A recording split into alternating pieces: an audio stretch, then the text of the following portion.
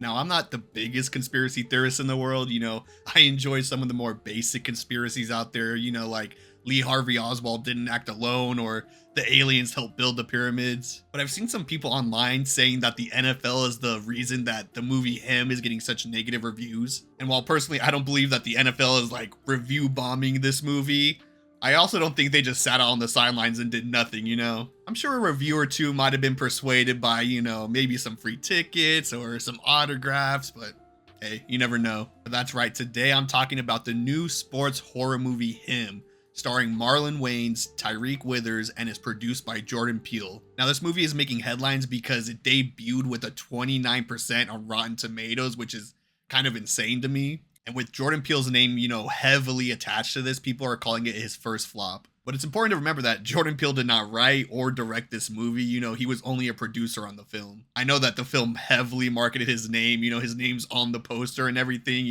but that was just to get people in the seats to watch the movie. He was probably there on set just like, yeah, man, good, whatever you want. Meanwhile, he was probably busy looking down at his phone, firing his whole management team. Now, I was actually looking forward to this movie when I first saw this trailer. I really don't remember watching any sports horror movies before, so I was interested in what they could do with this concept. When I saw the initial reviews, I was kind of bummed out. I was like, damn, is it not worth seeing? But now after watching the movie myself, I can confidently say that people are overreacting, just a touch. Now, I'm not saying this movie is secretly some 10 out of 10 genius film, okay, but it's a solid 6.5 out of 10 psychological horror. Now I'm going to be going into some spoilers here, so if that's a problem for you, now's the time to click off. Now let's start with something that, everyone universally agrees is good with this movie, the acting. Specifically Marlon Wayans. Even people who hate this movie can agree that Marlon Wayans pretty much carries the movie on his back with this performance. He plays the Tom Brady character of this universe for the New Orleans Saviors? For the USSF? Yeah, there was no way they're ever going to get the license for NFL teams, so this is what we got to deal with. Marlon Wayans does this really fantastic job of playing this really intense character who's a fierce, competitive mentor figure, but he starts doing some questionable things and you're like, is he just doing that because he's an intense athlete? But then you realize, no, he's involved with some cold stuff. He's really intense in most of the scenes he's in, and he also has that comedic charm he can pull out to really add to a scene. With his acting, you can also see some internal conflict in him, His time as the GOAT is coming to an end, and we see that he knows that being the GOAT is a curse, but at the same time, he really doesn't want to give it up. He sold his soul to the devil, and he still wants all the attention and the money that brings him. Then we have Tyriq Withers' character, who he also did a fantastic job. He's the up-and-coming quarterback looking to replace Marlon Wayans. Now, I hate to throw out the movie Midsommar so loosely here, because this is not close to Midsommar at all, okay? I'm not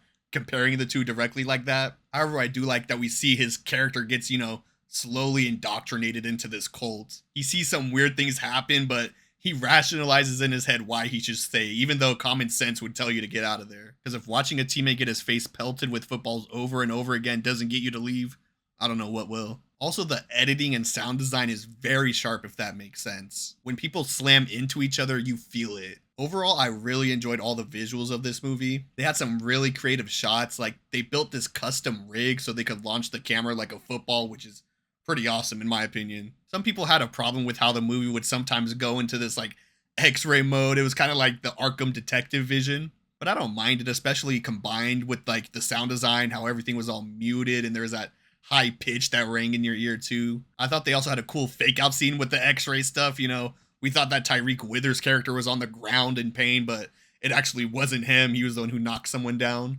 Also, very good soundtrack. People who hated this movie even said that hearing Lemonade, blast through the theaters was a highlight. Now let's get to the main point of contention with this movie, the plot. Now, pacing is definitely an issue here. We begin with Tyriq Withers' character going to train with Marlon Wayans out in his private compound, which, side note, did his compound remind anybody of that vault from Thunderbolts? It kind of looked like the same place to me. But once we get to the compound, we don't really ever leave that place, which isn't necessarily bad, but I think with this movie being based around football, I think there's a missed opportunity to see how the, outside world would react to all this weird cultish stuff going on. I thought we were going to get more of that, because towards the beginning we had that weird fan that came out of the darkness with all his face paint, he was acting like a weird stalker, so I thought that's where we were going to explore this, but nothing really ever happened after that. It just started feeling repetitive.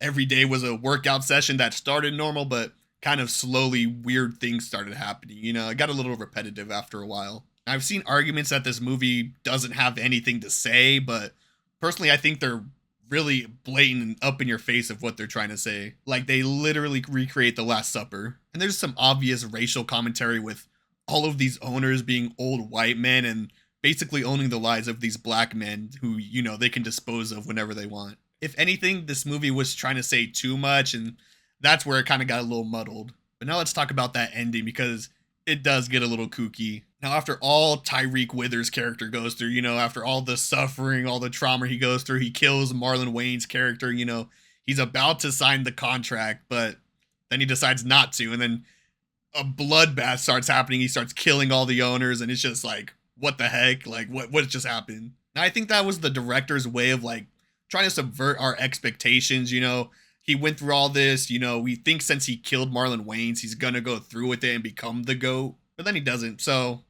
I don't really know if I like that ending or not. Again, I hate to bring up Midsummer because it's not this, but with that ending, Florence Pugh's character, kind of entirely gave into the cult, and her actions in the ending kind of stuck with you as a viewer when you walked out of the movie. But with the ending in him, I'm just like, okay, like what are the ramifications of this? He just broke like a century-long curse and he just gets to walk away like that. We also find out that Tyriq Withers' dad made a deal a long time ago so that, Tyriq Withers could become the GOAT, which, I don't know, that didn't feel earned to me. Like, there were really no clues kind of hinting at that. And I'm not saying there has to be, like, obvious hints, but I don't know, that reveal kind of just felt like, okay, I guess. So yeah, the story can get a little wonky at times, but I don't think this movie is so bad that you have to go and dispute the charge on your credit card. Yes, art is subjective, but in my opinion, this movie is getting a little too much hate. When I see people say this is the worst movie of the year, I kindly point them to the War of the Worlds movie that came out this year. So yeah, the story definitely has some pitfalls. I'm not going to act like